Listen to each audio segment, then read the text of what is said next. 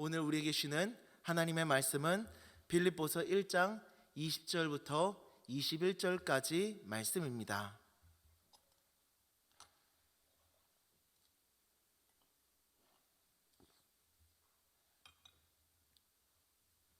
빌립보서 1장 20절부터 21절까지 말씀을 저와 여러분들이 한 목소리로 합독하겠습니다. 함께 읽겠습니다. 나의 간절한 기대와 소망을 따라 아무 일에든지 부끄러워하지 아니하고 지금도 전과 같이 온전히 담대하여 살든지 죽든지 내 몸에서 그리스도가 존귀하게 되게 하려 하나니 이는 내게 사는 것이 그리스도니 죽는 것도 유익함이라. 아멘. 다 함께 따라해 보겠습니다. 열정이라는 이름의 낭만. 네, 신약 성경에 그 로마서부터 빌레몬서까지의 성경을 우리들은 바울 서신이라고 이야기합니다. 바울 서신들을 보면은 특이한 점이 하나가 있습니다. 그것은 개인적인 감정이 굉장히 많이 들어가 있다는 겁니다. 복음서를 보면은 예수님의 이야기를 쓰느라고 그 쓴 사람의 감정이 막 이렇게 느껴지거나 그러지는 않고, 다른 서신서들을 봐도 뭔가 이렇게 감정적인 부분들이 막 그렇게 느껴지지 않고 그러는데, 바울 서신을 보면은 굉장히 감정적입니다. 어체 하나하나, 문체 하나하나가 굉장히 감정적이고요, 개인적인 감정들을 막 이렇게 거침없이 표현할 때가 많습니다. 갈라디아서만 봐도 그렇죠. 분노에 가득 차서 다른 복음을 전하는 자들을 저주를 받아야 한다며 굉장히 분노를 표출하고 있고요. 로마서를 보면 조금 이렇게 당황스럽기도 한 게, 그 유대인들을 비판했다가 이방인들을 비판했다가 유대인들 편을 들었다가 이방인들 편을 들었다가 이게 어디가 맞는 건지 모르겠다 싶을 때가 있을 생각도 있는데요. 또 빌레몬서를 보면은 또 이런 얘기를 하죠. 사랑하는 빌레몬아, 너 나한테 받은 은혜가 있지? 그러니까 내 말 듣고 얘 용서해 하면서 이렇게 명령조로 이렇게 따뜻한 문체로 뭔가 이제 명령조의 말을 하고 있는데, 자세히 보면 약간 좀 무섭게 느껴지기도 합니다. 그리고 디모데나 디도한테 쓴 이제 목회 서신들을 보면은 제자들을 향한 스승의 그 따뜻한 사랑이 느껴져 가지고 그 서신들을 읽을 때마다 막 이렇게 눈물이 나기도 하고 그렇습니다. 이처럼 바울의 각 편지에는 사랑하는 동역자들을 향한 개인적인 감정과 마음들이 다양하게 표현되어 있습니다. 그래서 참 재미있습니다. 보면은 성경을 연구하는 학자들 입장에서는 이게 바울이 참 감정을 숨기지 않고 이렇게 거침없이 표현하고 그러다 보니까 얘가 어른이 아니라 어린애인가 싶은 생각을 하기도 한다고 합니다. 오늘 나눈 빌립보서에서도 바울의 개인적인 마음이 담겨져 있습니다. 굉장히 많이 느껴집니다. 그런데 특별히 다른 서신들이랑 다르게 여기서는 어떤 한 가지 특별한 감정이 많이 느껴지는데, 그게 뭐냐면은 기쁨입니다. 기쁘다라는 말을 굉장히 많이 표현합니다. 기쁨의 카라, 기뻐하다라는 카이로의 단어들이 굉장히 많이 들어가 있는데요, 계속해서 반복해서 사용하면서 기쁘다라고 하는 자신의 감정을 거침없이 표현을 합니다. 그래서 이 빌립보서의 별명은 기쁨의 서신입니다. 우선 빌립보 교인들을 통해 그 땅에 복음이 전파되고 있다는 사실이 너무 기쁘다. 나의 가장 큰 기쁨은 예수님의 복음이 전파되는 것인데, 너희들이 계속해서 복음을 전하고 많은 사람들이 예수님을 영접했다 들었다. 내가 복음을 전하다 감옥을 갇혔는데 너희들은 계속해서 겁도 없이 복음을 전하고 있구나. 나는 너무나도 자랑스럽다. 너희들이 얼마나 예쁘고 자랑스러운지 모르겠다. 심지어 싸우면서 복음을 전하고 있다고 하는데 나는 그것조차도 너무나도 기쁘다. 너무나도 행복하다 라고 하면서 복음 전파에 대한 기쁨을 이야기하고 있습니다. 또한 사랑하는 빌립보 교인들을 생각할 때마다 너무나도 기쁘다고 하면서 너무나도 행복하다고 하면서 빌립보 교인들을 향한 사랑의 마음을 표현합니다. 4장 1절을 보면은 빌립보 교인들을 이렇게 표현합니다. 나의 기쁨이요 면류관인 사랑하는 자들아 라고 이렇게 표현하죠. 그런 빌립보 교인들을 향해 바울이 편지를 썼습니다. 그들을 향한 그리움과 사랑의 마음을 가득 담아서 편지를 썼겠죠. 그들과의 추억을 떠올리면서 가장 처음 복음을 전했던 자색 옷감 장사 루디아를 생각하고 귀신 들린 여종을 또 생각하고 억울하게 감옥에 갇혔던 일이 또 떠오르기도 하고 감옥에 갇혔을 때 하나님을 찬양하자 지진이 나고 감옥 문이 열렸던 기적, 그때 복음을 받아들인 간수와 그의 가족들, 이후 자신을 사랑으로 영접해주며 기뻐해줬었던 그 빌립보 교인들을 생각하면서 그들과의 추억을 떠올리면서 이 편지를 썼겠죠. 특별히 바울은 감옥에 갇혀 있습니다. 이 빌립보서를 옥중서신이라고 말하면 바울이 감옥에 갇혔을 때 썼기 때문에 그렇죠. 감옥에 갇혔을 때 그 빌립보를 떠오르면서 무슨 생각이 들었겠습니까? 자기가 그때 감옥에 갇혔었던 그 사건이 떠올랐겠죠. 그러면서 그 추억을 떠올리면서 이 빌립보서를 쓰고 있을 때 바울의 마음이 어땠을까요? 그 그리운 마음을 떠오르면서 그들과의 추억을 떠올리면서 이 편지를 쓸 때 바울의 마음이 어땠을까요? 너무나도 그리운 마음이 들었을 것이고 또 그 추억을 생각하면서 그 추억을 다시 돌이켜보면서 기뻤을 것이고 또한 많은 눈물을 흘렸을 것입니다. 너무나도 감사해서 그때도 하나님께서 이렇게 일하셨고 지금까지 내 삶을 하나님께서 이렇게 인도해 주셨지 라는 마음이 들면서 정말 감사한 마음이 들었을 것이고 많은 눈물을 흘렸을 것입니다. 또한 옥중 생활로 지쳐 있었던 그 바울이 그들을 생각하면서 빌립보 교인들을 또 그들과의 추억을 그때 역사하셨던 하나님의 은혜를 다시 한번 떠올리면서 힘이 나지 않았겠습니까? 힘이 솟지 않았겠습니까? 이게 실은 저도 좀 이런 경험들이 좀 있거든요.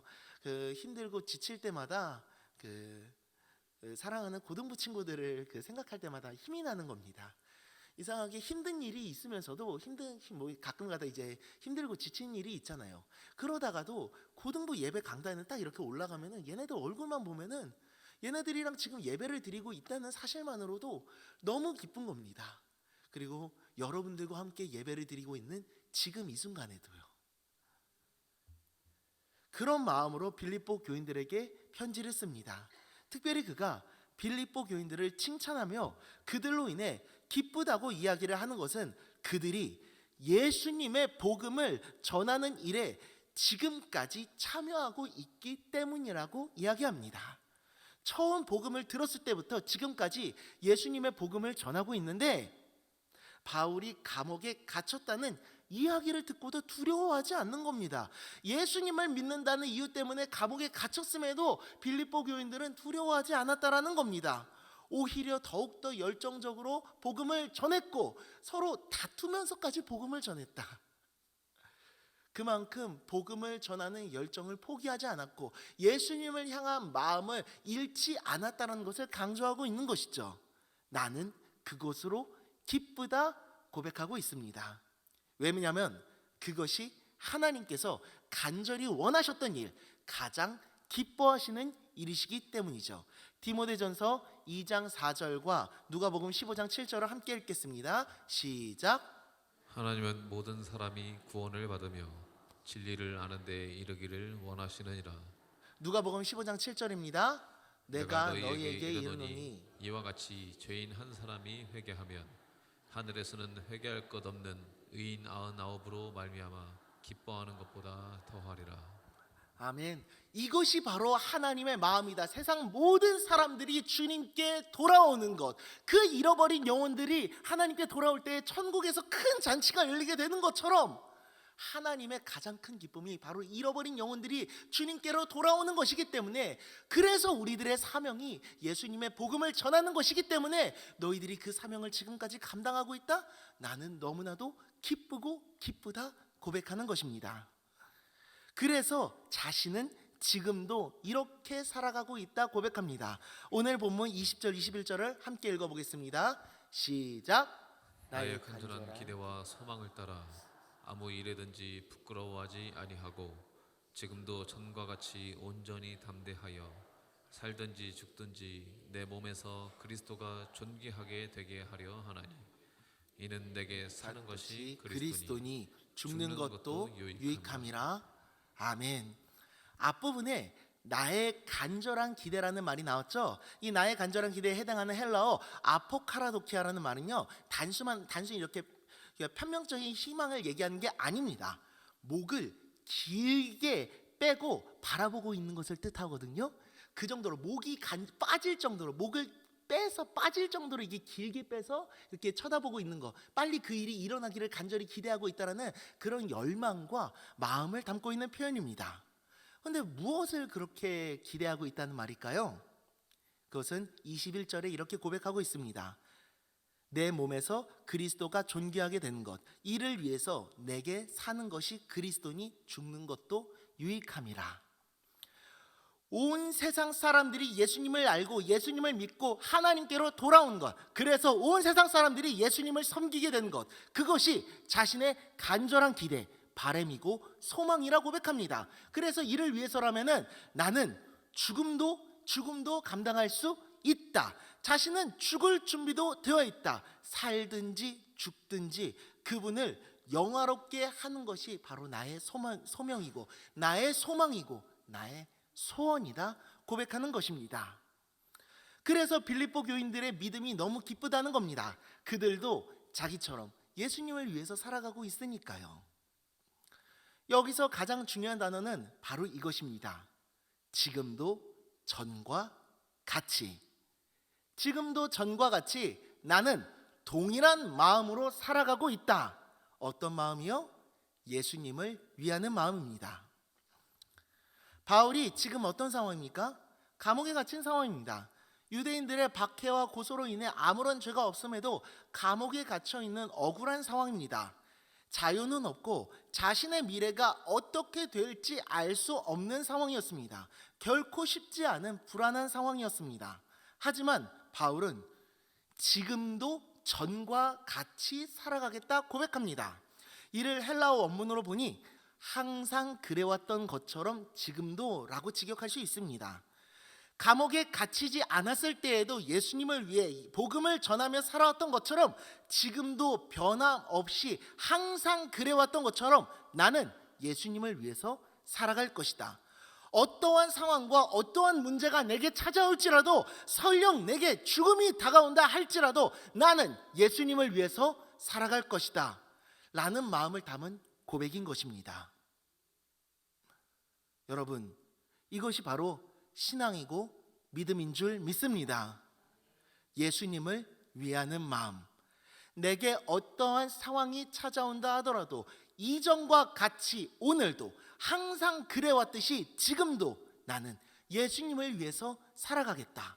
이것이 바로 그리스도인의 진정한 자세인 줄 믿습니다. 이것은 감정이 아닙니다. 내 안에서 뜨거워지는 어떤 뜨거운 마음이 아닙니다.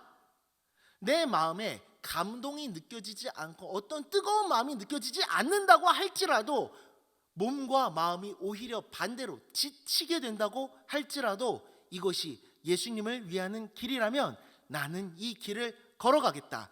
어제나 오늘이나 변함없이 나는 예수님을 위해서 살아가겠다. 이것이 진정한 신앙이고 믿음입니다. 바울의 마음에 기쁨만 있었겠습니까? 아닙니다. 여러분, 바울도 무서웠습니다. 하나님께서 사도행전을 보면 바울에게 여러 번 나타나셔서 두려워하지 말라라고 말씀하시죠. 이 말씀이 무슨 의미입니까? 바울이 무서워하고 있었다는 얘기거든요. 무서워하고 두려워하고 지쳐 있었던 바울에게 직접 찾아가셔서 두려워하지 말라. 내가 너와 함께하고 있으며 너를 통해서 일할 것이다 라고 그의 마음 가운데 무너져 있었던 소망을 다시 회복시켜 주셨던 것이죠. 두려워하고 무서워하고 있었던 그에게 찾아가 두려워하지 말라 말씀해 주셨던 것입니다. 그를 위로하시고 그를 다시 일으켜 세워주시기 위해. 바울은 그렇지만 그 두려운 마음 속에서도 변치 않는 한 가지 마음을 품고 있었습니다. 그것이 무엇이냐? 예수님을 위하는 마음입니다. 때로는 지치기도 하고 힘들기도 하지만 포기하지 않고 멈추지 않고 주님의 길을 걸어가겠다라는 예수님을 위하는 마음은 변치 않고 있었던 겁니다. 우리 또한 마찬가지입니다. 우리가 지치지 않을 리가 없습니다. 우리도 사람입니다. 여러 가지 문제와 어려움들이 우리들에게 찾아올 때 두려운 마음이 들고 무서운 마음이 들고 지치고 좌절하고 낙심할 때가 있습니다. 때론 넘어진다? 아니요, 우리 매일 넘어지잖아요. 우리에게 다가오는 문제와 어려움들로 인해서 두려움과 좌절과 낙심에 빠질 때가 오히려 더 많지 않습니까? 그럴 때 우리가 이 한 가지 마음만은 변치 않기를 원합니다. 그렇게 힘들고 좌절과 낭망의 순간이 우리들에게 찾아올 때에도 이 한 가지 마음만큼은 변치 않기를 원합니다. 무엇이요? 예수님을 위한다라는 마음을. 그리고 하나님은 그것을, 그 마음을 예배로 받아주시는 줄 믿습니다. 지난 겨울에 있었던 일입니다. 지난 겨울 기도에 쉬고 위에 쉬어서 격려에 쉬어서 저희 청소년부가 정말 뜨거운 겨울을 보냈습니다. 중등부 겨울 수련회, 캄보디아 비전 트립, 고등부 겨울 수련회, 학원 선교사 파송 예배, 그리고 웨이크아웃 집회까지 정말 쉴 새 없이 아이들이랑 달렸습니다. 정말 그 어느 때보다도 뜨거운 겨울을 보냈는데요. 그 여기에 큰 일이 하나가 또 추가됐었던 게 바로 비전센터 리모델링 공사였습니다. 이게 너무나도 우리 팀장님께서 너무나도 수고를 많이 해주셔가지고 너무나도 아름다운 예배당이 만들어지고 지금도 아이들이 그 공간에서 즐겁게 신앙생활하면서 너무 좋아하고 있습니다. 근데 이 만들어지는 기간 동안에 어쨌든 우리가 이사를 가야 되잖아요. 그 공간에서 예배를 드릴 수 없으니까 짐을 모두 챙겨서 이제 본당 소망홀로 옮겨서 예배 시간을 바꿔서 예배를 드렸습니다. 또 이 겨울 사역이 진행되는 그 과정 속에서 또 이 이사까지 진행을 해야 되다 보니까 이게 체력적으로 꽤 많이 힘들더라고요. 근데 문제는 이게 이사를 나누면서 이제 선생님들이랑 같이 짐도 나르고 그랬는데 저하고 선생님들만 나눈 게 아니라 목사님들도 함께 나누시고 또 아이들도 함께 날라줬거든요. 아이들도 함께 짐을 나르고 또 예배실을 세팅을 하는데 아이들이랑 함께 예배실을 세팅을 했습니다. 근데 문제는 이게 예배실이 세팅을 하고 나서 그냥 냅두고 있는 게 아니라 풀었다 세팅했다 풀었다 세팅했다를 계속해서 반복해야 되는 겁니다. 근데 이러다 보니까 아이들도 지치는 겁니다. 어른들이야 어떻게 해서든 감당한다고 하지만 아이들도 이 예배를 섬긴다라는 그 마음으로 열심히 이 봉사를 했는데 어리니까 힘들잖아요. 지치는 겁니다. 변화된 시간, 새로운 환경 속에서 세팅의 양도 많아지니까 아이들이 지칠 수밖에 없었던 겁니다. 이제 그렇게 지쳐있는 상황 속에서 아이들이 이제 주일 예배를 맞이했습니다. 이제 주일 예배 이제 찬양팀에 올라가야 되는데 이 찬양팀 친구들이 이렇게 어깨가 축 처져 있는 겁니다. 너무 피곤하니까, 지쳐 있으니까. 그때 제가 아이들에게 이렇게 이야기를 했습니다. 얘들아, 너무 수고해줘서 고마워. 힘들지? 다 알아. 그런데 우리가 힘들긴 한데 그것보다 중요한 사실이 하나가 있다? 그건 우리가 이렇게 힘들었더니 쟤네들이 예배를 드릴 수 있게 됐잖아. 저 친구들이 예배를 드릴 수 있는 이유가 무엇 때문이야? 우리가 이렇게 힘들더라고 세팅하고 수고하고 헌신했기 때문이잖아.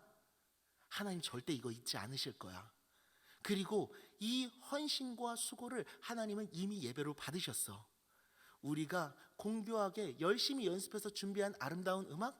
아니, 그것보다 더 아름답고 향기로운 예배로 하나님은 이미 받으셨고 또한 지금 우리가 드리는 예배를 하나님은 받으실 거야. 그러니 얘들아, 우리 끝까지 예배하자 라고 이야기를 했습니다. 그랬더니 아이들의 눈빛이 달라지는 겁니다. 눈이 동그래지는 겁니다. 그래, 우리가 하나님을 이미 예배했지. 이 수고를 하나님께서 받으셨지.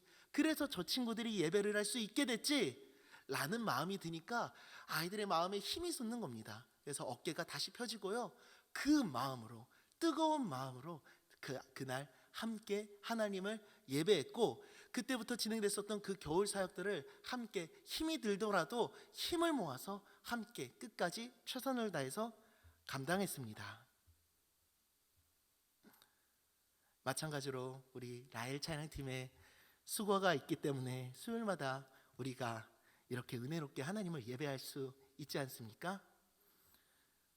아무리 힘들고 어렵고 몸이 아프고 지쳐 있어도 하나님을 위한다는 마음 하나만으로 이 예배의 자리를 지금까지 지켜주셨기 때문에 또 우리가 예배를 드릴 수 있었잖아요. 그 헌신과 수고를 그 어떤 아름다운 음악보다도 향기로운 예배로 받으신 줄 믿습니다. 마찬가지입니다.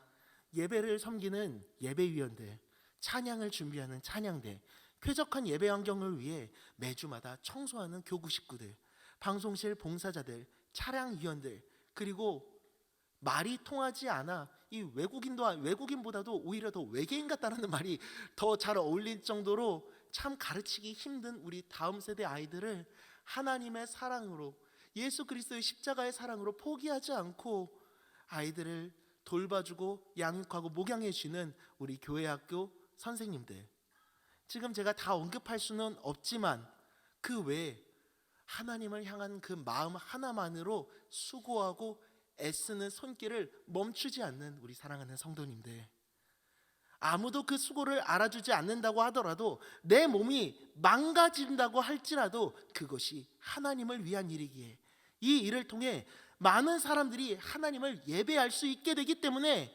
그리고 예수님의 복음을 그들이 받아들이게 되기 때문에, 하나님의 사랑을 느끼기에, 그래서 하나님이 기뻐하시기에 포기하지 않고 감당하는 것. 내게 어떠한 환경과 상황이 다가오고 힘들과 어려움들이 찾아온다 할지라도 항상 그래왔듯이 동일하게 주님을 위하는 마음으로 맡겨진 사명을 감당하는 것, 그것이야말로 하나님께서 기뻐 받으시는 우리의 예배가 되는 줄 믿습니다. 그것은 어떠한 화려한 음악보다 더 아름답고 향기로운 예배가 되는 줄 믿습니다. 그 예배는 우리의 감정이 담겨 있는 것이 아니라 우리의 열정이 담긴 예배인 줄 믿습니다.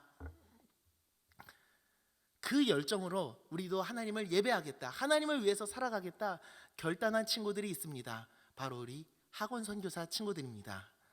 작년 우리는 이 시대를 향한 하나님의 새로운 부르심을 깨달았죠. 학교에서도 하나님을 예배하는 예배자들이 세워지는 것.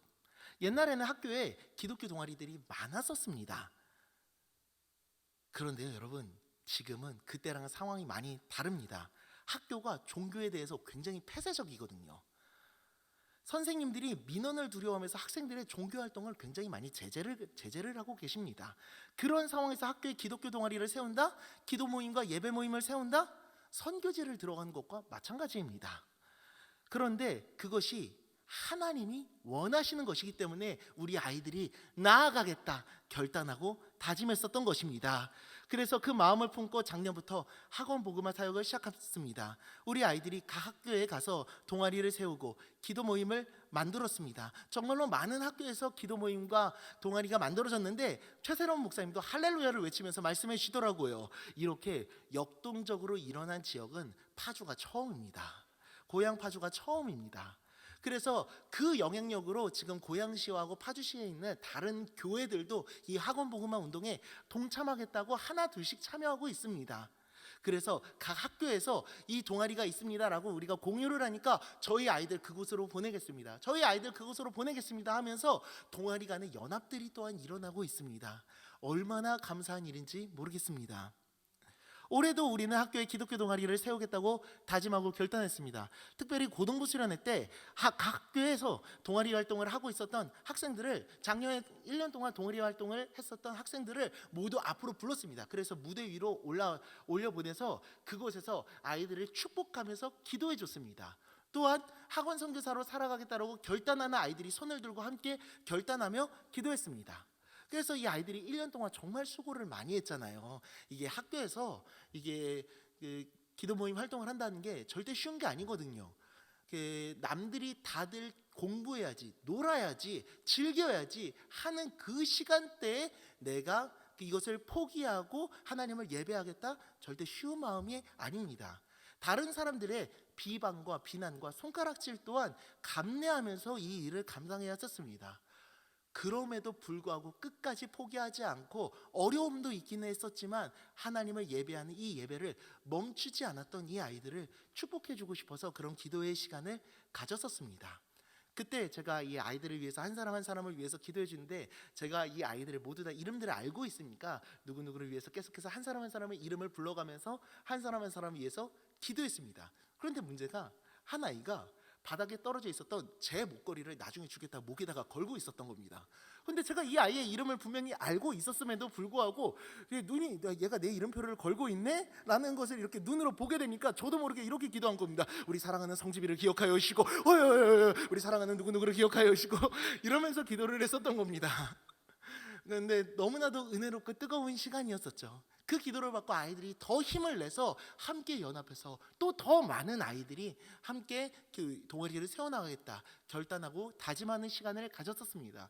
수련회가 끝나고 나서 어느 학부모님한테서 연락이 왔었는데 우리 아이도 동아리에 참석하겠다고 합니다. 목사님 감사합니다 하고 이렇게 연락이 오고 그랬었는데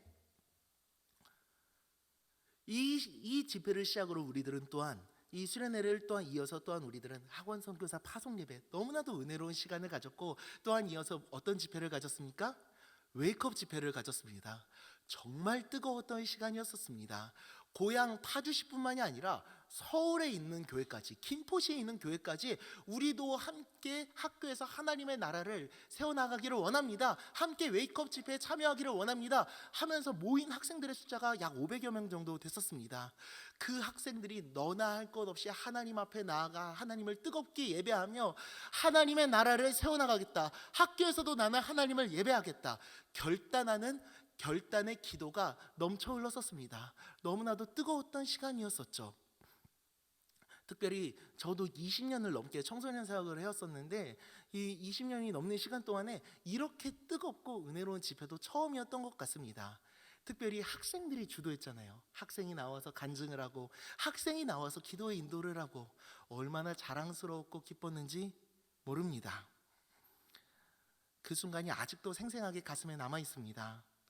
이 학생들은 각 학교로 돌아갔습니다. 이전에 이끌던 기도 모임과 동아리를 계속 운영하는 학교도 있고 새롭게 세운 학교들도 있습니다. 정말 감사한 일이 있었는데요. 한 중학교 1학년 학생이 학교에서 1학년입니다. 중1입니다. 학교에서 동아리를 세워보겠다고 교회를 다니는 학교 그 선생님이 있다는 얘기를 듣고 그 학교 선생님께 찾아간 겁니다. 그래서 선생님께 저 기독교 동아리를 만들고 싶어요 라고 이야기를 했더니 그 선생님이 너무 놀라운 대답을 해주셨습니다. 어서 와, 기다리고 있었어. 기다리고 있었어. 이 선생님도 간절히 바라고 원하고 있었던 게 이곳에 이 학교에서도 하나님을 예배하는 운동이 계속해서 일어났으면 좋겠다라는 마음을 품고 있었던 것입니다. 그래서 이 학교가 다율중학교거든요. 다율중학교에도 기독교 동아리가 생겨났습니다. 지금 계속해서 아이들이 만들어가고 있고 신청해서 결과를 기다리기도 하고 있고요. 작년보다 더 많아졌다 이 정도는 아닙니다. 대략적으로 한 7개에서 8개 학교 정도가 지금 운영 중이고 또 기다리고 있는데 이 아이들이 계속해서 이어가고 계속해서 또 더 많은 아이들이 이 운동에 동참하게 되었다는 사실이 너무나도 감사할 따름입니다. 정말로 감사했던 게 작년 지상고에서 고등부 2명의 친구가 결단해서 만들려고 하니까 이 충만한 교회 친구들을 또 동역자로 이렇게 붙여주셔가지고 지상교에서 한 20명 정도 되는 친구들이 이제는 모여가지고 함께 하나님을 예배했거든요. 근데 이제 충만한 교회 친구들이 주도적으로 이끌어갔는데 얘네들이 이제는 3학년이 되니까 2학년 우리 교회 친구에게 부장을 넘겨가지고 이제 이 친구가 부장이 되어서 이끌어가야 되는 겁니다. 그런데 이 친구가 너무 무서워하는 거예요. 왜냐하면은 이끌어갔었던 이 부장 친구가 그 전에 이끌어갔던 이 부장 친구가 달란트가 굉장히 많았던 친구거든요. 찬양 인도도 잘하고 그리고 또 리더십도 있고 굉장히 에너지 넘치는 그런 친구인데 자기는 그런 게 없다라는 거예요. 그래서 이걸 어떻게 해야 되지? 목사님 저 이제 어떻게 해야 돼요? 이러면서 저한테 오는데 괜찮아, 할 수 있어. 우리 한번 해보자. 그 친구들은 그 친구대로 역사한 거고 하나님 너를 통해서 새롭게 역사하실 거야 라고 이야기를 해줬었습니다. 근데 그러고 나서 이제 2, 3주 정도의 시간이 흐르고 지지난주에 주일날에 이 친구가 갑자기 저한테 오더니 이러는 거예요. 갑자기 화난 모습으로 거의 울 것 같은 표정으로 저한테 오더니 목사님 놀라운 일이 일어났어요. 왜 무슨 일인데? 우리 40명 모였어요 라고 이야기를 하는 겁니다. 지상고등학교에 40명의 학생들이 모였다라는 겁니다. 그 전에 20명이 모였었던 친구들이 올해는 40명이 모였다라는 거예요. 물론 이 숫자가 계속해서 지속될지는 계속해서 지켜봐야겠지만 이 아이가 힘을 얻고 용기를 얻어서 더 열심히 이 사역을 감당하겠다 다짐할 수 있게 됐었던 겁니다. 이게 무엇을 의미합니까? 하나님께서 이 시대를 향한, 이 아이들을 향한 마음이 하나 둘씩 이루어지고 있다라는 것입니다. 작은 발걸음이었을지도 모르지만, 그 시작은 미약했을지 모르지만 계속해서 그 끝을 창대하게 만들어주고 계시는 것이죠. 숫자가 중요한 것은 아닐 수 있습니다. 하지만 하나님께서 간절히 원하셨던 일이 일어나고 있다는 사실이 너무나도 감사한 것이고, 우리 아이들이 포기하지 않고 계속해서 주님의 사람으로 살아가겠다 결단하며 그렇게 살아가고 있다는 사실이 가장 중요한 줄 믿습니다. 이것이야말로 진정한 하나님을 향한 열정인 줄 믿습니다. 열정은 감정이 아닙니다, 여러분. 열정은요, 실제 살아가는 것입니다. 실제 살아가는 것이 열정이고, 그 열정을 다른 말로 이야기하면은 낭만이라고 표현할 수 있습니다. 여러분, 이게 진짜 낭만이지 않을까요? 효율을 추구하는 것이 아니라 사람들이 알아주지 않는다고 할지라도 그것이 진리의 길이기에, 하나님이 기뻐하시는 일이기에 우리들이 걸어간다면은, 그 열정을 멈추지 않는다면은 그 열정은 진정한 낭만이지 않겠습니까? 열정이라는 이름의 낭만이죠. 하박국 3장 17절 18절입니다. 함께 읽겠습니다. 시작. 비록 무화과 나무가 우상하지 못하며 포도나무에 열매가 없으며 감람나무에 소출이 없으며 밭에 먹을 것이 없으며 우리의 양이 없으며 외양간에 소가 없을지라도 나는 여호와로 말미암아 즐거워하며 나의 구원의 하나님으로 말미암아 기뻐하리로다. 아멘. 어떠한 상황과 어려움이 찾아올지라도, 우리에게 아무것도 가진 것이 없는 상황이 온다 할지라도 나는 여호와로 말미암아 즐거워하리로다. 하나님만이 나의 만족이고 기쁨이 되는 삶을 멈추지 않겠다라는 고백이죠. 그래서 우리들이 이렇게 고백하며 이 땅에서의 삶을 살아갈 수 있으면 좋겠습니다. 사도행전 20장 24절입니다. 시작. 내가 달려갈 길과 주 예수께 받은 사명 곧 하나님의 은혜의 복음을 증언하는 일을 마치려 하면은 나의 생명조차 조금도 귀한 것으로 여기지 아니하노라. 아멘. 사랑하는 여러분, 우리가 이 낭만을 잃지 않았으면 좋겠습니다. 우리에게 어떤 어려움과 문제가 찾아와도 그것으로 인해 우리의 마음이 상하고 힘들고 괴롭더라도 주님을 위한다라는 우리의 간절한 기대와 소망을 품고 이전과 같이 항상 그래왔듯이 오늘도 내일도 주님을 위해 살아갑시다. 그 삶을 하나님은 가장 아름다운 예배로 받아주실 것이고, 우리를 통해 이 땅에, 또한 우리 아이들을 통해 각 학교와 다음 세대 가운데 하나님의 나라를 세워가실 줄 믿습니다.